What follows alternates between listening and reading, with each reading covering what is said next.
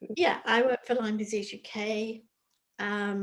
It's a very small charity, which was started as a Facebook group in about 2013, where a couple of ladies found themselves in a position where they were ill with Lyme disease, but had been ill a long time, but nobody had sort of worked out what was wrong with them.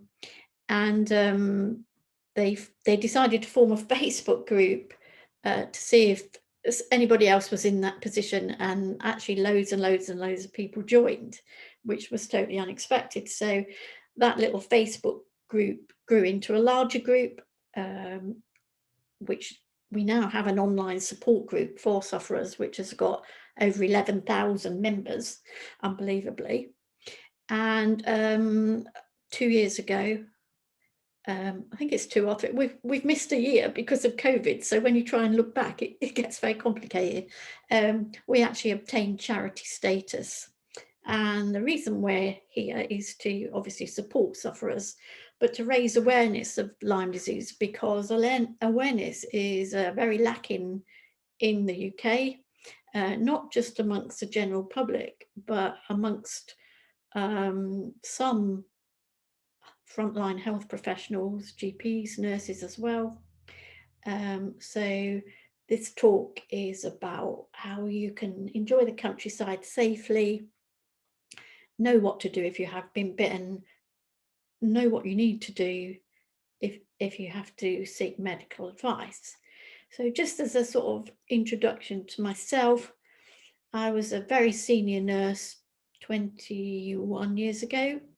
I was a specialist paediatric practitioner. I took my then youngest daughter on a holiday to a forest holiday centre, we'll call it that. I had no idea that area of the country was quite a high risk area for Lyme disease. I can't remember seeing any notices up, but maybe there were. Um, I had no idea that anything had bitten me or that anything was untoward on that holiday. But I would say about 6 to 8 weeks after, I began to feel a bit unwell, but I couldn't really put my finger on what was wrong.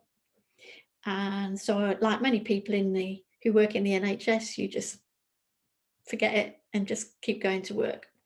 And so that little half-time holiday was the May half-time term holiday. I started to feel a bit unwell in the July.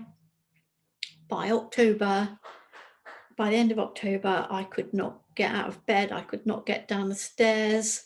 I could not. There were so many things I couldn't do, and they used to change on a daily basis. And I actually thought I was going completely mad at the time. And obviously, this is quite an extreme case, but it was one that hadn't been picked up, and the bacteria had got into my nervous system and brain, which, as we go through, you'll see it can affect different parts of the body. Absolutely nobody had any idea what was going on. I was soon given a diagnosis of ME, even though I didn't fit the clinical criteria for it at all. And it took me 16 years to get to the bottom of what had happened. And obviously, when I did, I thought, whoa, I've solved this. But it wasn't as easy as that, because obviously the infection had been in my body a long time. But I ended up looking for support, finding the support group online, and eventually became the charity's press and media manager. So I never actually got back to work. My career was ended by that illness. But at least now I can do something useful. But as we go through, you'll see that that's not a typical case. And as we go through, we'll learn what happens when you get bitten by a tick, how to prevent a tick bite if at all possible, or what to do, so that other people don't go down the road that I go down. Because at the end of the day, this is a preventable illness, if only we've got the correct knowledge that I didn't have. And I wish somebody had given me an awareness talk before I went on that holiday. So, what is Lyme disease? It's a bacterial infection, and it's caused by quite an unusual corkscrew-shaped bacteria called Borrelia. There is another well-known corkscrew-shaped bacteria which causes syphilis, but they're obviously very different illnesses, but the same type of bacteria. Obviously, Lyme disease can be transmitted via a tick bite. We know that ticks can carry other infections along with Lyme disease, such as anaplasma. Babesia has been found in the UK now. And last year, I don't know if it was last year or 2019, as I said before, we've missed a year and it gets a bit confusing. Some ticks have now been found in the Thetford Forest area, which is the area where I went on my holiday, and the Hampshire and what's the other one? I can't think of the other county that borders Hampshire. Oh, Dorset. The Hampshire and Dorset border, there's been a small amount of ticks found with tick-borne encephalitis, which is obviously found quite a lot in Europe, but it was the first time we found infected ticks with it here. And if there's one or two, you can bet your life there'll be more. So ticks are arachnids. So they are from the spider family, but they're not spiders. And they can be as small as a poppy seed, which the next few slides will show you. So this is a 5p piece, obviously. And this is the life cycle of a tick. So they start as larvae, then they grow to the nymph stage and the two adults, and you're more likely to be bitten and infected by a nymph or the female. So it's a bit of a sort of lucky dip. It is important to say that not all ticks carry the bacteria, so a tick bite isn't a given for Lyme disease, but the trouble is we don't know which ones are infected or not. They don't carry a little label saying I'm infected. So the best thing to do is prevent a tick bite if at all possible. So this is a small child, I think about 18 months, and the mum found this tick behind his ear. This photo has been enlarged many times, so you can see how difficult they can be to spot, especially on small children. And as you'll see in another slide, the places that they like to hide, particularly with small children, they like to get behind the ears and in the hairline. So yeah, tiny. And just to show you exactly what I mean, this is a nymph tick that's been removed with a tick remover, which obviously we'll look at as we go along, just to show you how tiny that can be and how easy it would be to miss that. So what's the risk in the UK? So we used to say in the UK we had hotspots of Lyme disease. We still have higher risk areas, which include the Highlands of Scotland, southeast and southwest England, and East Anglia on the Thetford, Suffolk, the Norfolk-Suffolk border, which is where I went on holiday. But infected ticks have now been found all over the UK. So we can't say, you know, if you live in this place, you're not likely to get Lyme disease. I mean, obviously, the higher risk areas, the higher the risk, but you only need one tick to be infected. So, you know, this is why we need this awareness. So traditionally, everybody would have said that infected ticks were found in woodland, parkland, heathland. They're the obvious places that you would find ticks. But they've also been found in urban parks and even some people's gardens if they've got long grass, you know, they've got a wild area. The most well-known, well, for a lot of people, well-known case of somebody being bitten in an urban park is the used to be international rugby player Matt Dawson, who was bitten while he was training in one of the London parks. He became very unwell, and it was his wife, then wife, because I think they've separated now, sadly, who noticed a very strange rash on his back. She sent him to the doctor, and the doctor dismissed that it could be Lyme disease because it was London. luckily for her, she came from Germany, and she was very well aware of Lyme disease, like many European people are, and she sent him straight back to the doctors. But the infection had got into his system. In his case, it infected his heart, and he ended up with serious heart surgery and will be on medication for the rest of his life. And he, is probably at that time was as fit as you can be as an international rugby player. So we used to think, traditionally, we used to think that ticks were active from early spring till the end of October. So that's the traditional time that ticks were active. But because of climate change, our winters are changing, and we're having warmer, moister, more rain in the winter months, and we're finding that ticks are surviving, and we are having people come to us in the winter months, which would have been unheard of a few years ago, that they've had a tick bite. There was a project done by Bristol University in conjunction with Chris Packham. I'm sure you're all familiar with Chris Packham. And what they did was they asked quite a number of veterinary practices to check any dog that came into their practice, whatever the reason it was coming in for, just for its jabs, or if it was poorly, whatever reason it was presenting to the vet, for the vet to check the dog over to see if they could find any ticks. And the result of this project was that and it was quite a big selection of vets, found ticks on 1 in every 3 dogs they looked at, which the owners were totally unaware of. Now, ticks will bite cats and dogs. For some reason, cats don't seem to become unwell with Lyme disease, but dogs can become very unwell. And obviously, if your pets are bringing ticks into your house, that's not great news either. Be reassured that they can't live in your house, because they need the moist, grassy areas to survive in. But they, if it falls off, if you have your dog on your sofa and a tick's on it, and it's been feeding and it falls off, and they can get on to the person who lives in the house and bite.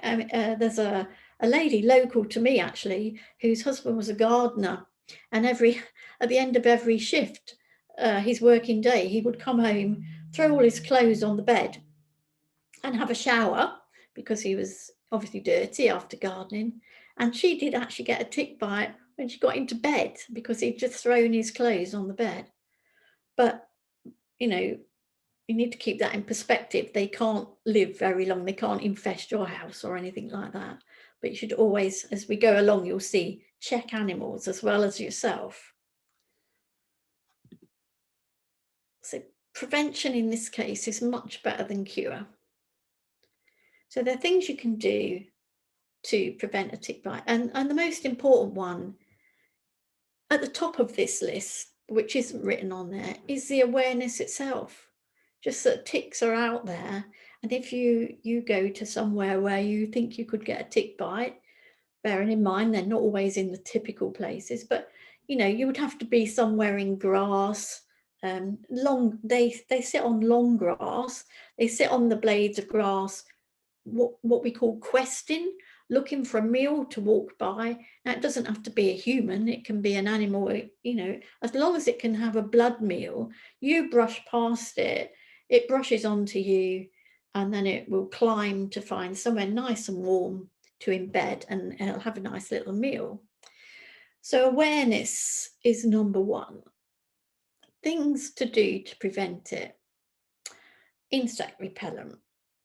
Now, a good example of this is that many people in this country jet off to warmer climes. They always take in their suitcase loads of insect repellent, because they don't want to get some itchy, annoying bumps and rashes. I mean, obviously different if you went to a malaria area, but many people don't, they jet off to Europe and take their mozzie repellent. But very few people who go camping, who spend lots of time in the countryside doing countryside pursuits, hiking, bike riding, you know, the list is endless. Very few of them will ever think to put insect repellent on that could repel a tick.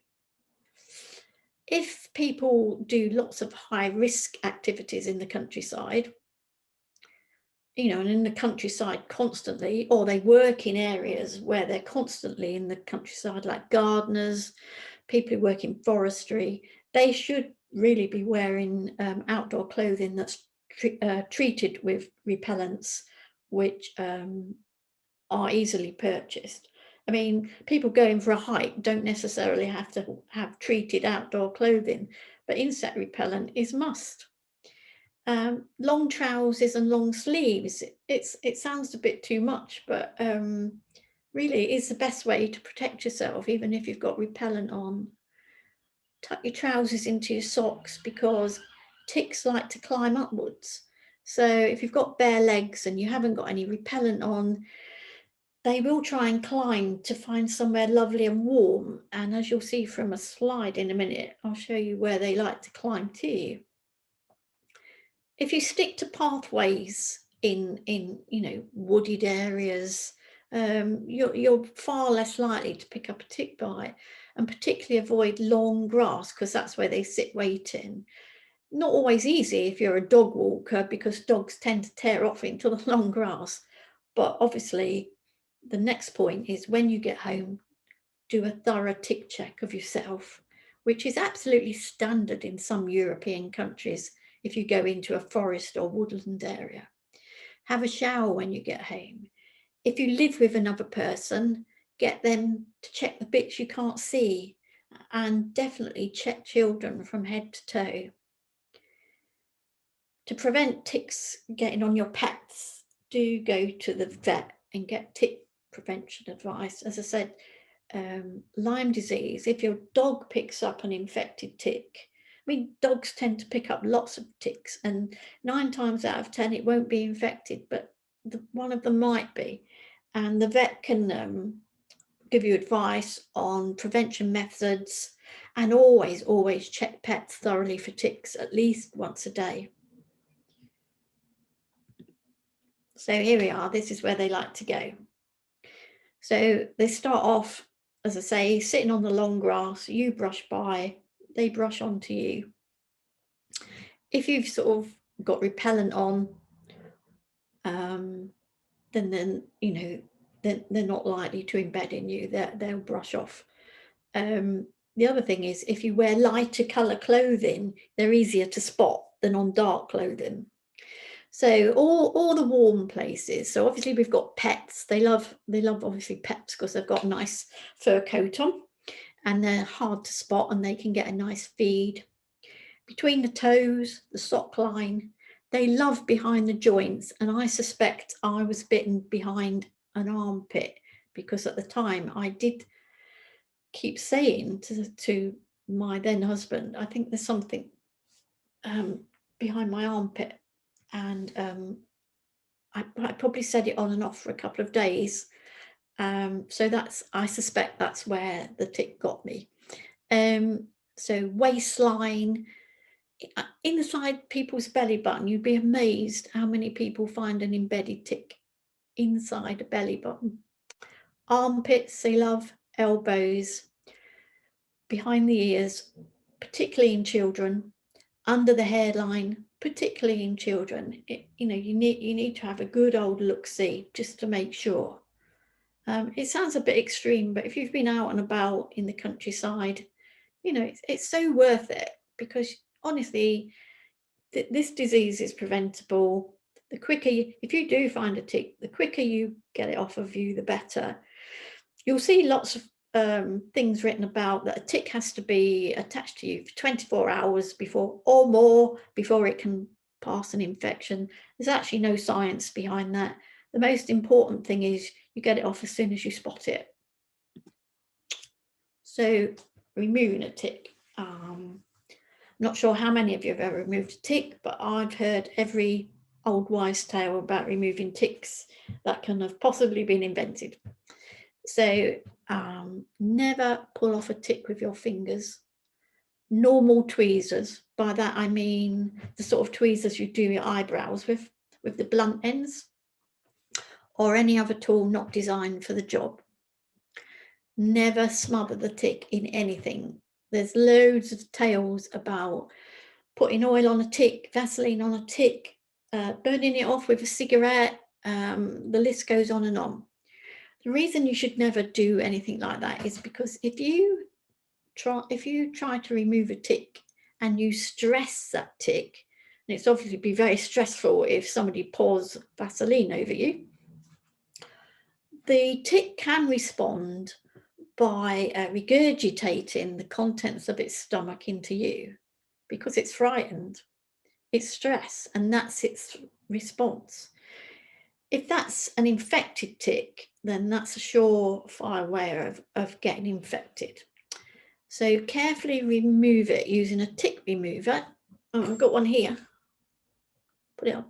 Yeah, see that?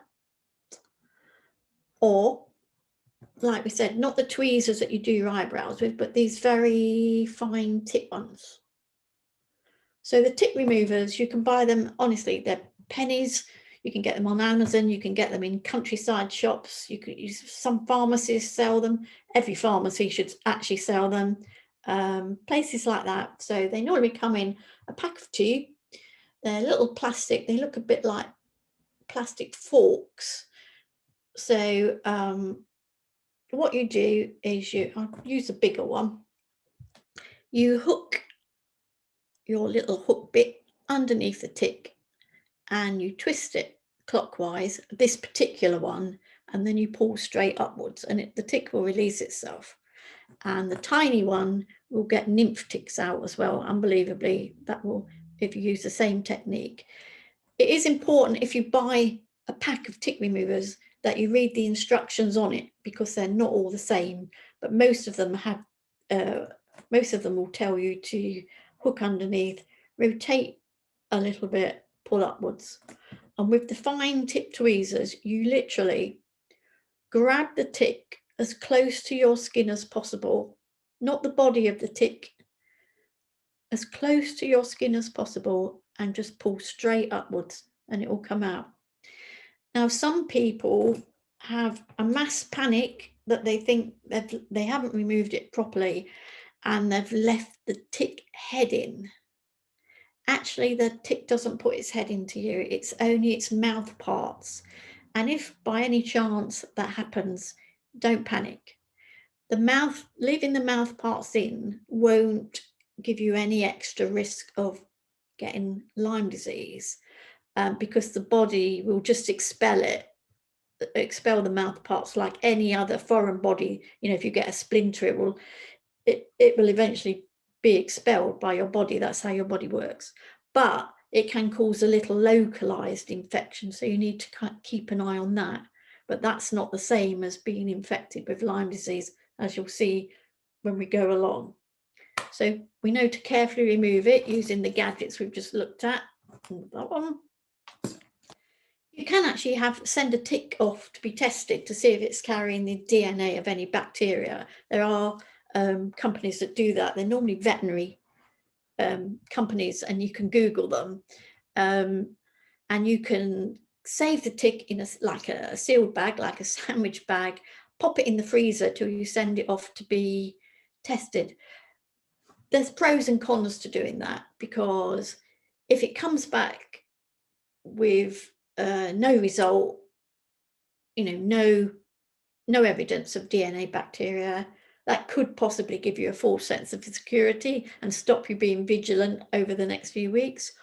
Or if it comes back as containing some parts of DNA of bacteria, it's still not a given that the tick has passed that infection on to you. So there's no definitive thing if you have it tested, but some people feel much happier if they do. And as we said before, there isn't a minimum time for a tick to be attached to pass infection. I've heard people being told by medics and various people that, oh no, it hasn't been there for 48 hours, 24 hours or whatever. You can't possibly have that infection. You can. So name of the game is, if you spot a tick, take it off by the correct method as quickly as possible. Diagnosing Lyme disease. Why do some people get missed with the diagnosis like me? It can be hard to diagnose. And this is not always the doctor's fault, because they have very little training on Lyme disease. And they might only see 1 or 2 cases their whole career. They might not even see one till you walk in. So, you know, if the general public can be aware of the things that we're looking for, what the doctor should be looking for.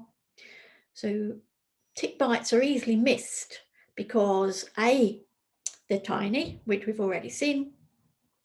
B, when they bite you, their saliva contains a sort of local anaesthetic type of substance, and the bite is not painful. So a small tick can bite you, have a nice feed and fall off, and you'll be none the wiser, which is obviously what happened to me.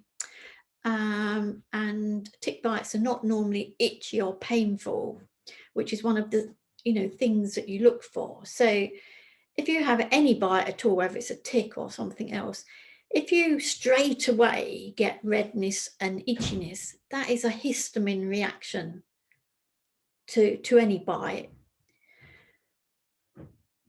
Many people know they've seen pictures of the classic bullseye rash. Well, it would be great if everybody with Lyme disease got an absolute perfect bullseye rash, and we'd all know that we'd got Lyme disease. But sadly, that doesn't happen.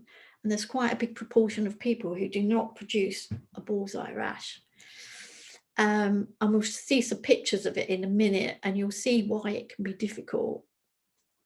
So other symptoms to look out for are summer flu, headaches. So summer flu is like flu when you wouldn't normally think you would get flu. That's a bit difficult at the moment because we have COVID-19, but I'll show you another screen looking at both. So headaches, fatigue, swollen glands, joint and muscle pain. Quite often the pain will migrate around your body. You'll have it in one place one day, somewhere else the next day, and it can make you think, what on earth is happening? Bell's palsy. Some people know what Bell's palsy is. So one side of the face droops. That can be another sign of Lyme disease. It does happen in adults, but it can be particularly common in children. Also, small children can't tell you how they're feeling. And most parents get a gut feeling when their child's unwell.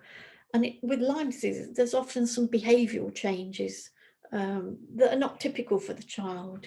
Sleep problems, irritability, generally not themselves. So we'll go into the bullseye rash in a minute, but a blood test can't rule out Lyme disease, and this is for several reasons. So the blood testing used in the UK is an antibody test.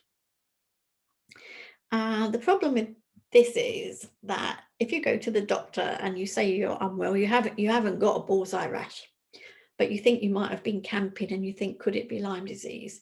Most doctors will go, oh, I do a blood test, because all doctors love a blood test, yeah? The only problem with this test is it's not accurate in the first 4 to 6 weeks after a bite, because the immune system takes, or can take, that long to make the antibodies, which the test is looking for, to see if you've been infected. So if the test is carried out too early and the doctor says, no, it's negative, you haven't got a bullseye rash, the test comes back negative, but it's been done in this early window, it should always be repeated after that window. We currently have no NHS Lyme disease specialists, and people tend to get shunted between infectious diseases, neurologists, rheumatologists, because of the various symptoms, Psychologists, I might add, it's all in your head because we don't know what's wrong with you. So you can see how it can be difficult to diagnose for two good reasons. So some of the symptoms, in fact, all the symptoms can be delayed. So sometimes if you have a very delayed symptom, start of symptoms, for instance, like me, I had no idea that I needed to think about where I'd been in May to what was happening to me in October, and nobody else, colleagues, doctors, you name it. No, not one person said to me, have you been traveling? What part of the country have you been in? I mean, that was, say, 21 years ago, but sadly, things haven't always changed.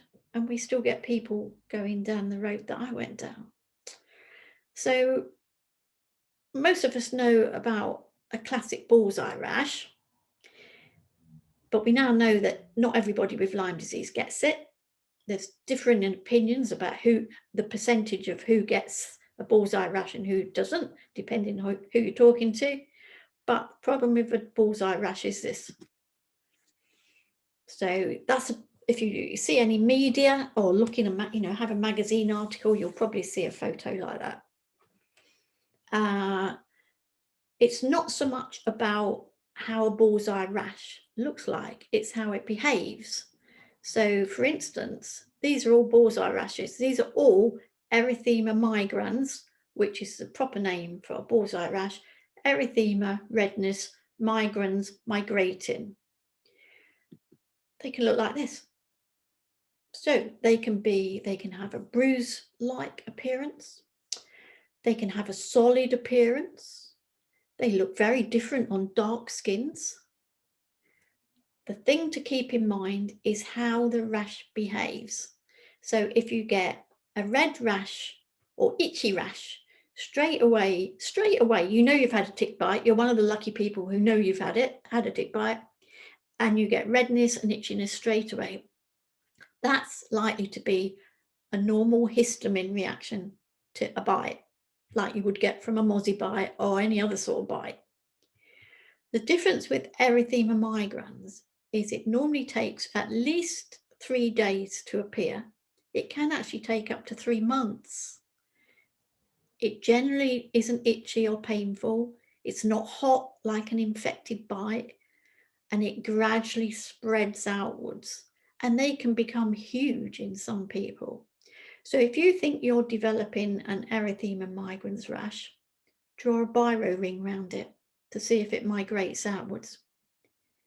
If you do produce an erythema migrans rash, that is diagnostic for Lyme disease in itself. It doesn't need a blood test. It should be treated straight away. So remember the behavior of it so that you can look at that behavior, report it to the doctor. You don't need a blood test. If you have a true erythema migrans, the antibiotic should be started straight away.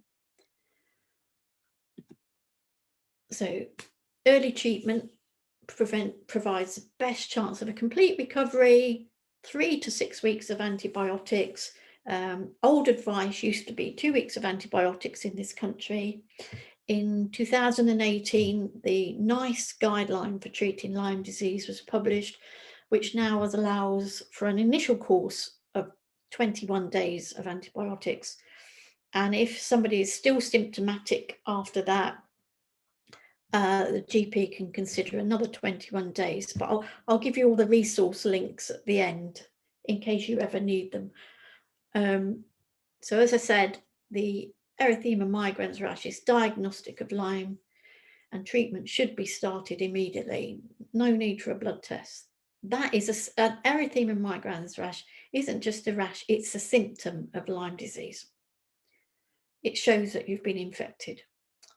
So obviously your GP will be able to advise on the best antibiotic, but the guideline states doxycycline is the antibiotic for adults. There are 3 different choices if for some reason somebody can't take doxycycline, which is all contained in the guideline, and high dose amoxicillin is prescribed for children. So if you know anybody who has a child who's diagnosed with Lyme disease, it's really, really important to know that the dosages of amoxicillin for children for Lyme disease are much higher than other childhood infections, and the dose should be prescribed by the child's age and weight. And it's really important that the doctor does that. So as I said, the NICE guideline that's been with us since 2018 now allows for 2 courses of 2 different types of antibiotics. So with an adult, they would start off with doxycycline. Some GPs, if they prescribe a second course, do prescribe a second course of doxycycline. The guideline actually says change over to high dose amoxicillin, but obviously that's a GP judgment. But if you do find yourself in that position and your doctor's a bit, because, you know, that happens if you've never seen a case before, like you can't be an expert in everything, you know, there's 2 resources at the end of this talk that you can refer your doctor to, and it will give them all the information that they need. We talked about the blood tests for Lyme disease being an antibody test. That means that there's no blood tests that you can do to say you're cured after your 3 weeks or 6 weeks of antibiotics, because it's an antibody test that shows your immune system has encountered the bacteria that cause Lyme disease. It can't show if the disease is active or not, and antibodies to any bacteria can stay in your bloodstream, in your immune system for months and years. So you can't do a second blood test and say all the antibodies have gone away and therefore the Lyme has gone away, because the antibodies can stay there for ages. A bit like many of us, most of the population carry antibodies for Epstein-Barr virus, glandular fever. Some of us never know we've had glandular fever.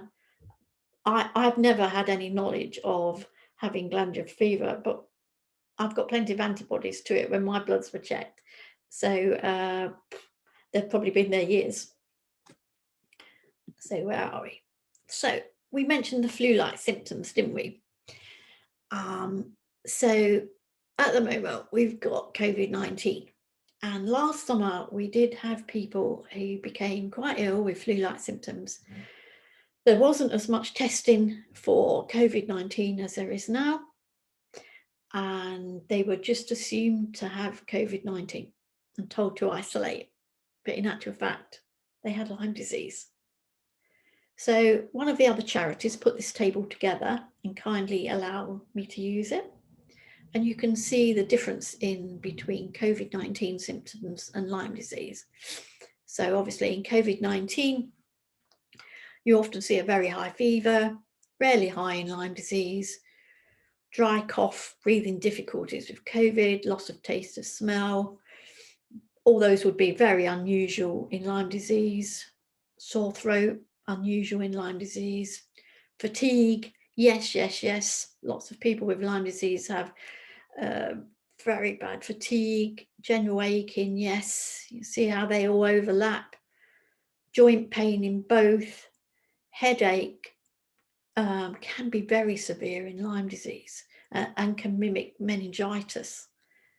Stiff neck, yes, which obviously goes with that. Shooting pains, nerve pains that migrate.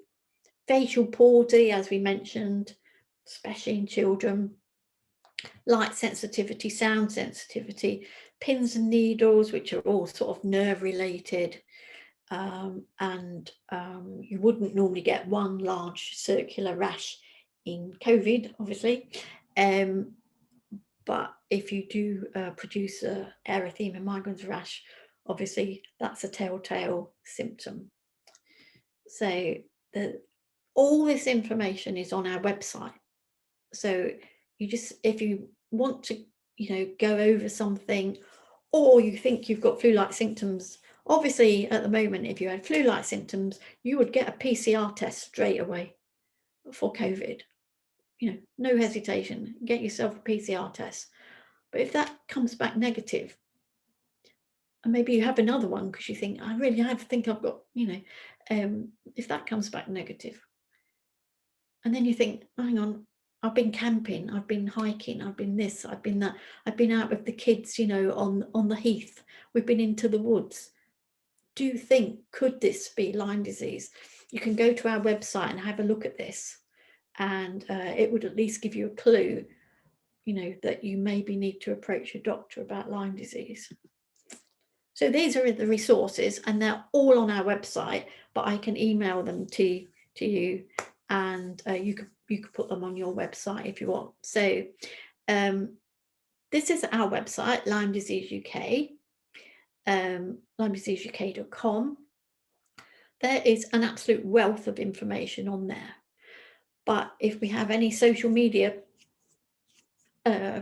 fans on here, you can find us on, we've got a public Facebook page, which is for anybody, as well as a support group, that shares awareness information on a daily basis. You'll find the same, you'll see the same on Twitter, you'll see the same on Instagram, if anybody uses any of those platforms. On any of those platforms, you can contact us by sending us a direct message. Somebody will answer you if you have a query. I talked about the NICE guideline. So if you find yourself in a position in front of a doctor who's, I haven't really done this, I haven't treated this before, direct them to the NICE guideline for treating Lyme disease. There's also an excellent Royal College of GPs Lyme disease toolkit that was put together with obviously the Royal College of GPs and input from Lyme Disease Action, which is absolutely excellent if any GP is struggling with diagnosing somebody. So all those resources are really important to refer to if you find yourself in this position, which hopefully you won't. But the points to remember: this is a preventable illness if you know what to do and be aware of it. If you have the awareness, you're far more likely to be aware, to get yourself to the doctor, get treated quickly, and many people recover with no long-term effects at all. It tends to be the people who've been missed for a long time, who suffer long-term. So do be aware. It's preventable. Let's not go down this road. I wish I'd had this knowledge 20 odd years ago. I wouldn't be sitting here, would I, talking to you? So anyway, thank you for listening today. I know that the organisation said that they would give us a donation, and that's really wonderful. And if you know anybody who's a budding marathon runner, who likes to do any activities, challenges, do let us know. We'd love you to do a challenge for us.